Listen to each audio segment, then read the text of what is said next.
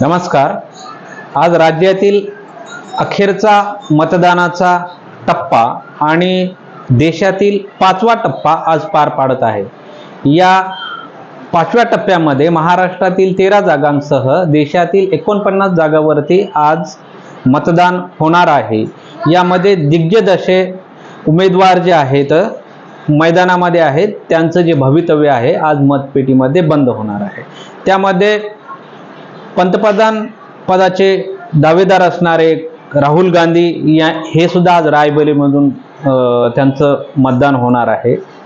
तसेच राजनाथ सिंह आहेत, ओमर अब्दुल्ला आहेत, स्मृती इराणी आहेत, चिराग पासवान, पीयूष गोयल, अरविंद सावंत, वर्षा गायकवाड, श्रीकांत शिंदे आणि डॉक्टर भारती असे दिग्गज उमेदवार आज मैदानामध्ये आहेत, ज्यांचं भवितव्य आज मतपेटीमध्ये बंद होणार आहे।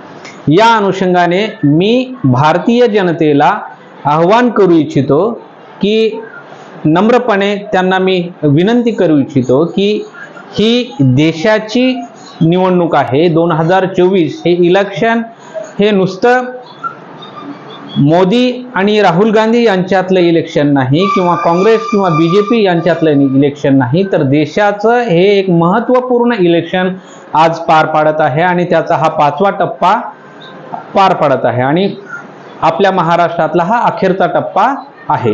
हा अखेरचा टप्पा आपण पाहत असताना अखेरच्या टप्प्यामध्ये देशातील आणि आपल्या महाराष्ट्रातील मतदार बंधूंना मी आवाहन करतो की त्यांनी आपण कुठलंही काम जर आपल्या हातामध्ये असेल ते पहिलं बाजूला ठेवून घरामधून बाहेर पडून मतदान केंद्रावर जाऊन मतदार बूथवरती मतदान करणं आवश्यक आहे। कारण हे जी निवडणूक आहे देशातील लोकशाही, देशातील संविधान याच्या रक्षणासाठी असणारं हे जे इलेक्शन आहे, तर मी मतदार बंधूंना नम्रतेचं आव्हान करू इच्छितो की मोठ्या प्रमाणावरती घराच्या बाहेर येऊन मतदान करावं, ही नम्र विनंती।